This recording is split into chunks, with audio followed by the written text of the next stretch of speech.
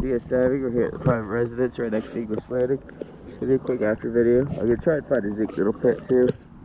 Here's listed as inch and eighth, but I believe it was measured wrong.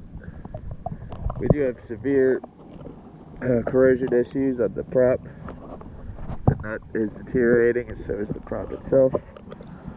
So we're gonna try and get a zinc on there, but it probably needs replacement.